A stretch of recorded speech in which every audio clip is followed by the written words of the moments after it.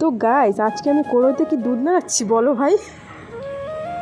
বিলকুল না, এইটা এখন জেলি বানাচ্ছি।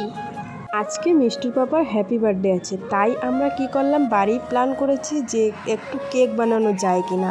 তো আমি দেখো যেই কাজ সেই শুরু, কোনো মতে আমি শুরু করে দিলাম। মানে কি বলবো, আমার ভাই আছে, ভাইও জানে না। ভাই বাজারে গেছিলো, এসে দেখে এই দেখো সারপ্রাইজ একদম কেক। আর ভাই তো অনেকই এক্সাইটেড, মানে এত মানে কি বলবো।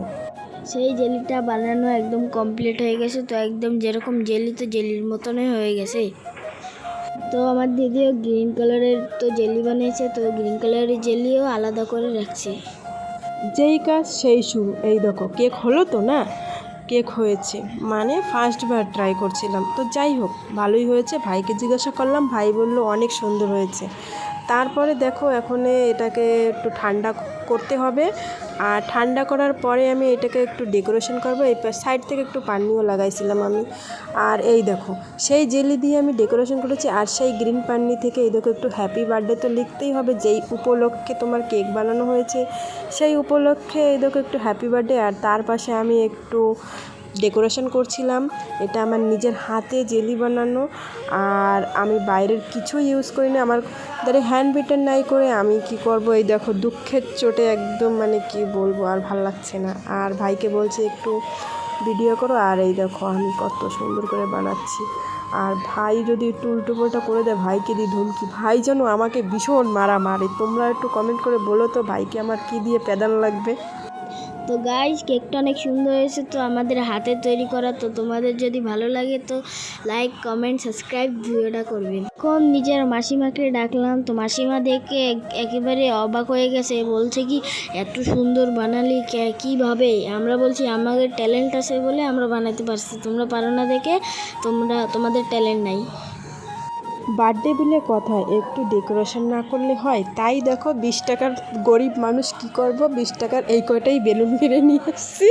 আর আমার তো ভীষণই হাসি পাচ্ছে।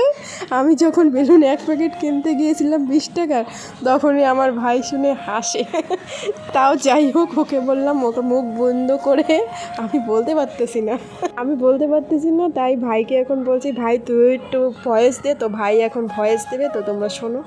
তো আমার দিদি আবার আমারে 20 টাকা দিয়ে বেলুন আনার জন্য পাঠিয়েছে। তো আমার যা দুঃখ লাগছে, একটা বেলুন আনছে। আমি দিদিকে বলেছিলাম যে একটা বেলুন। তো আমাদের এসি মহাসভায় আসে পড়েছে, তো এসি আসে সারপ্রাইজ দেখে। তো এসির আগে আমাদের জিজু চলে এসেছে।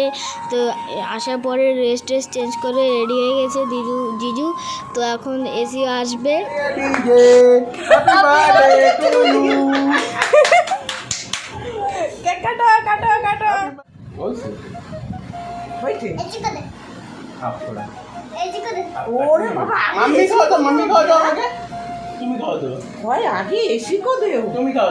রাহুল को दो पहले।